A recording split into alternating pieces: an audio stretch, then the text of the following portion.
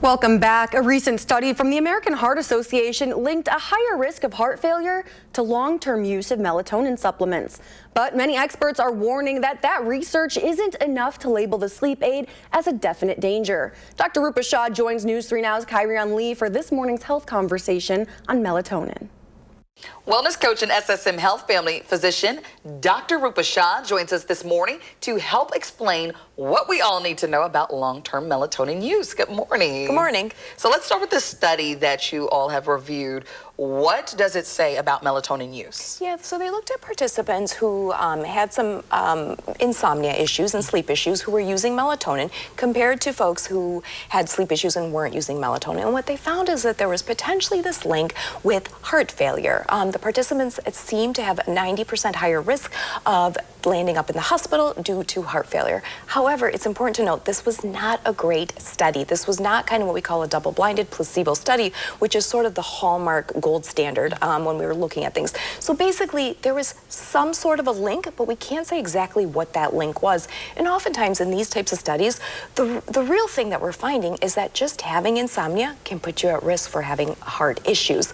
Because there have been previous studies where they looked at melatonin and found that it was good for heart issues. So it's really difficult to tease out. This, again, I think the bottom line is this wasn't a great study, and so we need some more data to really flesh this out better. Absolutely. Yeah. So overall, what should people know about melatonin and melatonin supplements when they're using them? Right.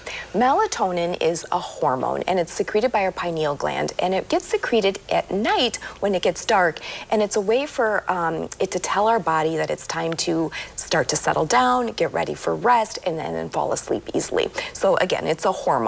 Now, we take it in a supplement form to kind of help this natural process in our body. But remember, melatonin, just like any other supplement, it is still a supplement, which means it is not FDA regulated. So oftentimes, supplements can tout that they have certain amounts of active ingredients, when in fact they don't. They might have excess amounts. They may not have that ingredient. They might have other additives. So we really have to be cautious anytime we take any sorts of supplements, knowing that there's no sort of regulation or oversight on supplements. Yeah, so if someone is having trouble with sleeping, what can they do before trying out a supplement? Yeah.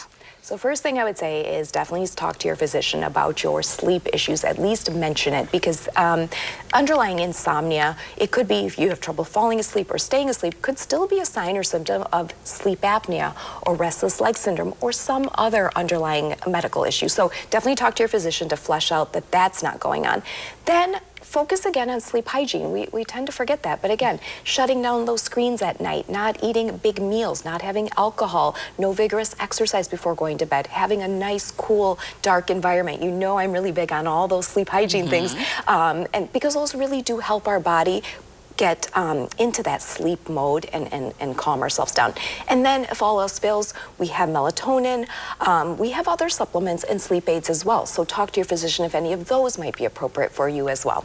Okay, so start with some of those at-home remedies before looking at the supplement. Yeah, exactly, yeah. Okay, well, Dr. Shah, before we leave, where can we find you? You can find me on Instagram at Wellness with Dr. Shah. Thanks for joining us. Thanks so much.